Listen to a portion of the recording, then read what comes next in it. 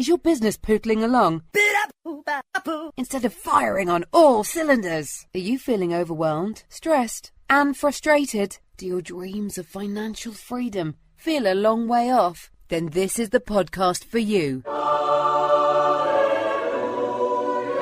Little Voice, Big Business, with your host, Nadia. Hi there, welcome to Little Voice, Big Business with me, Nadia.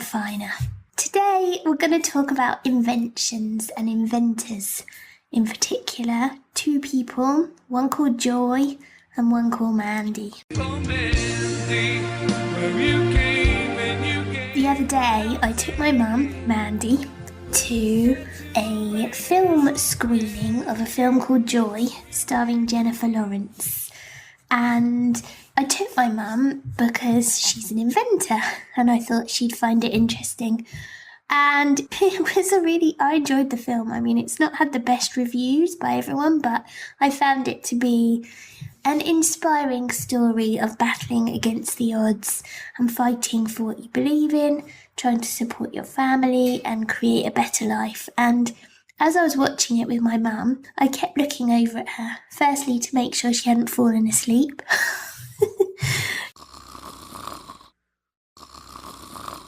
Because she does tend to do that sometimes.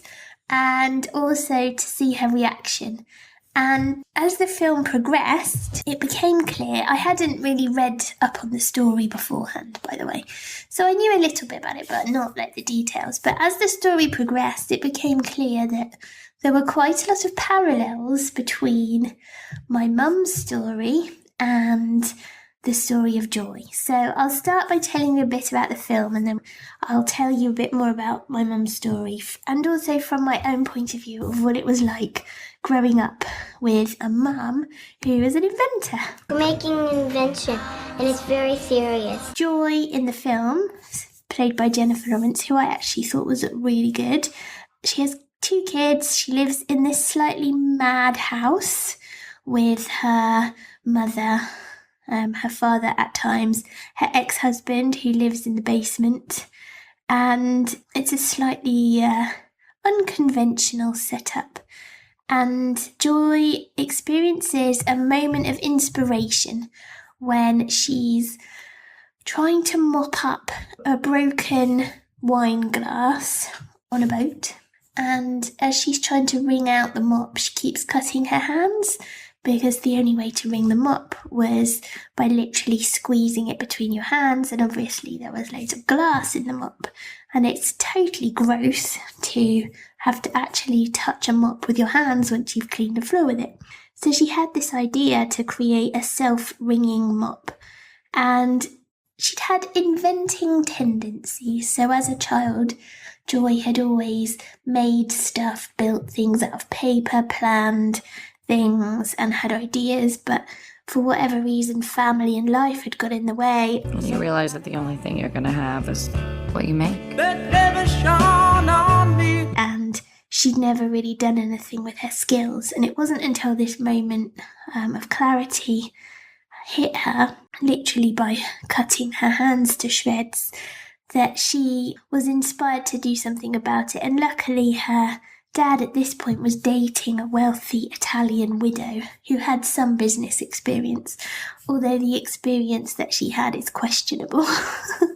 And the story is about how Joy brings her product to market, how she leverages the new-fangled technology of QVC, and how she sells thousands upon thousands of her mops and launches a multi-million-pound business, basically. So that's the story. That's the brief story of Joy, and I found it to be a really enjoyable, inspiring film. So definitely go and see it.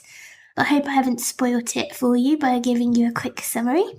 But as I was watching the film, there were a few things that struck me, similarities in terms of my mum's story. I'll tell you my mum's story and then we can see the similarities. She hasn't had a movie made about her, but who knows, maybe one day. Let's move on to the story of inventor Mandy Haberman, aka my mum. So if you'd like to find out more about my mum, you can go to mandyhaberman.com. That's Haberm for mother, AN for Nadia.com. The story begins in 1980 when my sister's born, and Emily, my little sister, is born with a syndrome, a condition called Stickler's syndrome. It means that, well, there's a whole range of things that the baby can have when they get this syndrome, but some of the things include a cleft palate, which means a big hole at the roof of your mouth. And other things that you could have would be like blindness and cleft lips and all kinds of not very nice things. So my little sister Emily's born, I was 1.5 at this point, and she's born with a cleft palate, which meant that she had to stay in hospital for many months and be fed through a tube because she couldn't breastfeed, and she definitely couldn't be bottle fed because I don't really know about the layout of your head, but if you haven't got a roof of your mouth, then the milk's not going to go where it's supposed to go. So eventually Emily has this operation to fix her mouth, and she kind of comes home, and my mum was left fairly, I would say, traumatised by this experience because Emily had been in hospital for ages. They couldn't feed her. She wasn't thriving. And I think at one point they thought that she might die. Me and my twin brother, Ben, can you imagine having 18-month-old twins at home and another baby? First of all, that seems slightly too much to take on. But anyway, and then Emily's in hospital. So my poor mum and dad are trying to kind of get on with their lives, look after Emily, look after us, and it's all kind of crazy. I think Mum was inspired to do something about it when she saw someone else whose baby had feeding problems also trying to feed their baby through a tube and with like makeshift spoons and things, and it was really awful. So Mum set about creating a bottle for babies with sucking problems. She created something called the Haberman feeder, which kind of had a valve in the teat thing, and I don't remember a lot about it because I was really small, but I remember Mum getting it made, getting it manufactured, and then all these little pieces would arrive and she'd assemble these bottles, and we would, as we got slightly older, we would help her to put leaflets into envelopes that would go with the bottles. So it was kind of child labour, but we didn't mind. We did it while we watched TV.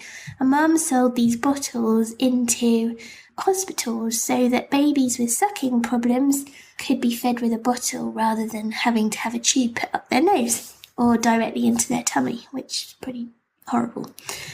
So that was Mum's first invention, and it was a predominantly kind of specialist product, as I said, in specialist units and hospitals and things, and no one else was really paying too much attention, I don't think, to Mum at this point because it was a niche product and she'd kind of got on with making this thing herself, and I don't really know how she funded it, but I presume my dad had a job and he was kind of helping to support her at this point. And I think at one point she wrote a letter to somebody before Dragon's Den existed and just asked them for, I think it was £20,000, so that she could make this product, and they said yes. So I think when it's a specialist medical product, it's slightly different.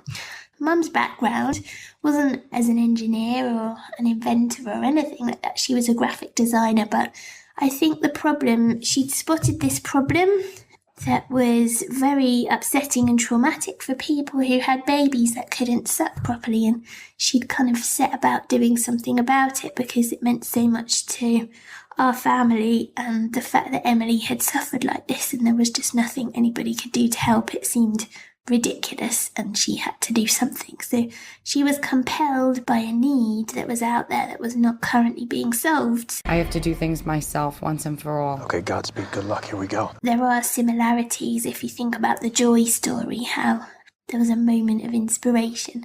But then my mum went on to have another moment of inspiration. So when Emily was 10, in 1990, Mum was at a friend's house and she watched one of the kids take a beaker full of Ribena or blackcurrant juice and wave it all around the lounge over the beige carpet and basically spray that carpet purple.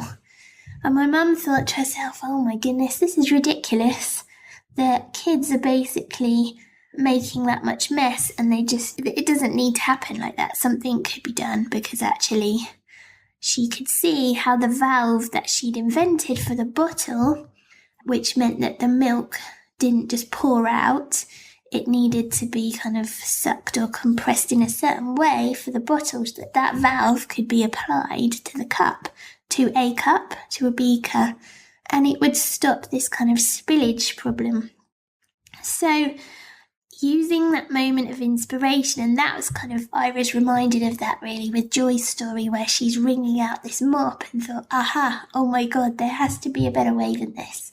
So Mum's moment was the beige carpet and the blackcurrant juice, and she set about designing a trainer cup that seals between sips. So she filed her patent a couple of years later for the Anyway Up cup. So this is in 1992, and Mum got her patent, the first of many, that would protect her idea. And it protected this idea of a slit valve, which controlled the flow of liquid through the spout of a trainer cup. The importance of protecting your ideas, and you can't really, nowadays, you wouldn't put anything out there, would you, without some kind of protection, because someone would just rip you off. Although, interestingly, with the rise of crowdfunding platforms, it's fascinating how people seem to be foregoing patents and putting their ideas out there and asking people to invest in those ideas, but they're not actually protected. So it's going to be interesting to see how that pans out and how intellectual property is protected as a result, because once it's out there in the world, you can't actually patent something, I don't think, that's already known about. So, interesting thought there. This is where the story gets a bit more dramatic. Mum's got a patent. She's invented this cup called the Anyway Up cup. And things start to kind of ramp up. So over the following years, from like 92 to 96, it goes crazy. At one point, Mum's selling 60,000 Anyway Up cups a week. Woo! Yeah! This was still before she was listed in any of the large supermarkets.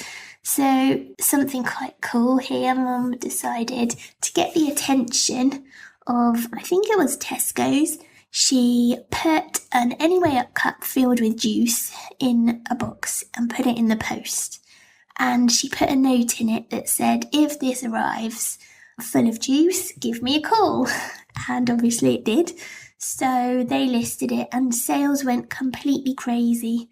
It went mad. And I remember I was at university at this point, and it was madness. The money is just rolling in. It's kind of crazy. But actually, what's interesting, and I think we saw this in the film as well, is that before the money starts coming in like crazy, the amount of time and investment that's required to get to that point is huge. So when you're an inventor, you're probably not earning anything for a long time. And then if you're lucky, it takes off, then the money comes, but you need to be able to fund yourself up to that point. I think my mum was lucky that the Anyway Up cup became this huge hit. It won loads of awards. It went around the world. Jacob still uses one at night time, actually. Not that he needs it, but it's just cool because you can put water in it and it doesn't spill, so he can have a drink in the night and not pour half a cup of water all over his bed, which is preferable. So things are going really well at this point. It's the late 1990s, and Mum's got the cups designed. It's really cool. Everything's going well. Oh yeah, then it becomes a millennium product, and it's all very exciting. The cup travels the world, so it's kind of madness. Mum's on all these TV shows and everything's really cool. I'm Mandy Haberman, and I'm the inventor of the Anyway Up cup. It's the first totally non-spill cup in the world. The cup was a huge success. I mean, we took about 40% market share in the UK, 75% market share in Germany very, very quickly. But in the meantime, a company called Jackal International, which actually makes the normal kind of cups that we would see called Tommy Tippy cups, they copied my mum, and they copied the invention, they copied her idea. And the hilarious thing, I remember the day when we saw it, when we looked at this product and we were like, oh my God, not only have they copied your invention, they haven't even bothered to rewrite the packaging. Like, what they'd written was the same, and it was completely crazy. So in the film, Joy's riding high, and then there's some serious dramas around patents and legal battles, and the sort of crappiness that accompanies the being an inventor and having to protect your idea, stop people stealing it, stop people trying to rip you off, is enormously stressful. And I remember this point in time where, you know, the house is on the line, these huge legal bills are racking up, and it becomes almost a matter of principle that you're going to protect your idea and not let these big boys kind of push you around and just rip you off. Because we see that happening time and time again. I don't know if you remember, but actually Dyson, vacuum cleaner guy, Dyson had to sue Hoover because they ripped him off, and he was the small guy and they were this huge company, and he sued them for breach of patent and he won, and it was this landmark case. Well, the case which follows that, and I sometimes get reminded of this when I meet a patent lawyer who'll say, oh my God, your mum, she's in all our textbooks. This case, the case of kind of Mandy Haberman versus Jackal International, was a landmark legal battle, because this case of a lone inventor fighting to protect her idea against a huge corporation. And I almost got to the point where I couldn't even keep up with the number of fights and legal battles and dramas that have happened between my mum and various companies trying to copy her ideas. And so I think that's probably one of the reasons why now Mum is so passionate about intellectual property, that she's kind of on all these boards and she does all this judging and helps people to protect their ideas. Because I had patents, I was able to go to court and defend my idea and enforce my patent rights, and that meant that I kept my monopoly in the market. Creating the invention and making your prototype into something that works is only the tiniest step, because after that, you've actually got to get the thing to market, you've got to get it into shops, it's got to sell, and it's got to remain under your control without other people trying to steal it from you. And I think if you were to ask Mum now, I don't know whether she'd do it again, to be honest. I think she's quite tired, and, it's drama after drama, because you're constantly fighting and dealing with total assholes who try and kind of rip you off. And it's made me think that actually I prefer working alone, and I like the kind of intellectual property that's based on knowledge, because it feels like it's easier to get out there. If you have some thoughts and ideas that's not a specific product, you put it out there, you write it down and it's out there, rather than having to build something and all the costs associated with it. I think as a kid growing up with a mum who's creating something that's potentially amazing, and you sort of see the journey that they're going on and all the highs and the lows, it is inspiring. But I think at the end of the day, you just think about that person as being your mum, not being, oh, she's an inventor, they're just your mum, and you don't really kind of notice too much what's going on, really. I guess sometimes when they're on TV or something, you pay attention then. But yeah, so I found the Joy story really interesting, because she too was struggling to get her idea out there, struggling to get people to believe in her. And then the production aspect was really challenging, and then this legal stuff that went afterwards. And the sheer grit and determination which both she and my mum have had to show in order to see their ideas through to fruition and beyond is frankly, it's astonishing. Never speak on my behalf about my business again.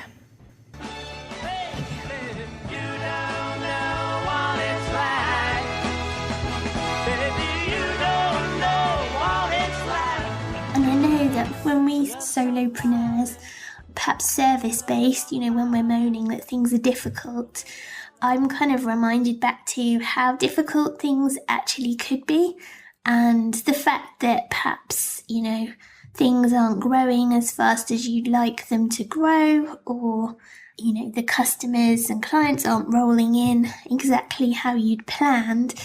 That's just part of the journey. It's not really a huge challenge. You're not having to sue anyone and risk your house because that's a whole nother level of stress. I think the other parallel perhaps was that her parents were, I don't really know how to say this, I don't want to be rude, but they were kind of slightly bonkers perhaps, and they needed Joy to be at home. They wanted her to kind of give up her dreams and stay near home, help looking after the parents and being around with the family business, that kind of thing. And I think my mum also was not encouraged to go to university away from home. They wanted her to be around and to kind of be there for them. It's my fault. I gave her the confidence to think she was more than just an unemployed housewife. Despite all of that, and despite people trying to control them, both these women were able to really make, something incredible out of their lives and achieve these amazing things. And it's funny how things have changed, because nowadays we wouldn't really dream, would we, of keeping our daughters, or sons for that matter, home and near us out of some kind of selfish need. I definitely want to make sure that Jacob can fly and do amazing things, and I guess with modern technology he can just email me when he's older and tell me about his big adventures. I'm not gonna try and keep him at home taking care of me. Maybe when I'm really old, but I think I probably wouldn't want that either. Yeah, I think both of these stories were really inspiring, and obviously my mum's a very inspiring person. She's quite annoying sometimes too, but that's a story for another day. If we can take anything away from it, is really thinking about when we're moaning that something's hard and it's, challenging and things aren't going quite the way we want it to go. Is it really hard? Is it? It's not really, is it? We just need to kind of enjoy the process a bit more, drawing on reserves of determination and tenacity is so important in order to achieve success, because without that you're just going to give up and nothing much is going to happen. You're just going to end up with a damp squib. So I find it inspiring to hear stories of other people who've achieved great things. It doesn't put me off. It doesn't make me think, oh, I'll never be like that. And actually, oh yeah, I've just remembered something. That reminds me that we did actually interview my mum when we wrote our book. So my friend Emily and I wrote a book a few years ago. I think it was published in 2011. And it's called More to Life Than Shoes. And the idea behind this book was that, so the name comes from the feeling I had when I was on the way to this really dull meeting, and I was thinking about what I was going to spend my money on when I got paid in a few days. And I was thinking about the next pair of shoes that I was going to buy. And as you all know, I love shoes. So I thought, God, there's got to be more to life than this. There's got to be more to life than shoes. I need to get the hell out of this job and do something fun, something that I enjoy. And that became the name of this book that my friend Emily and I wrote. We went off on a mission to interview 100 of Britain's most inspirational inspirational women, and we set off on this mission to try and discover how they'd achieved such great things and what it was that they had in common. We started with my mum because we knew she'd say yes to the interview, and then we went and interviewed some incredible people, from computer scientists to neuroscientists, Everest climbers, businesswomen, famous authors, all kinds of people. And we identified the characteristics that they all had in common. And yeah, so if you fancy an inspiring read, you can check it out. It's called More to Life Than Shoes, and you can buy it on Amazon and in some bookshops still. It's published by Hay House. And yes, one of the key characteristics is determination. Key characteristics that all of these women that we spoke to had in common, that if they're going to set off and achieve great things, you don't just give up and jack it in when things get tough. No, you've got to really kind of keep pressing on and fighting off these idiot people who steal your ideas or try and make life difficult for you. And that's just life. And if you want to be successful, that's what you've got to do. So yeah, it doesn't really surprise me that my mum, Mandy, or Joy had that in common. I hope I've inspired you to draw on your reserves of grit and determination, and I definitely recommend going to see Joy. It's a good movie, and if you've got a small person in your life, then buy an Anyway Up cup, because it'll stop your soft furnishings getting trashed. And yeah, if you've got any questions or you'd like to share your stories of when you had to draw on reserves of gumption and strength, come over to my Facebook group, Little Voice Big Business, because I'd love to hear about them. And I look forward to talking to you again very soon. Bye bye. Little Voice, Big Business.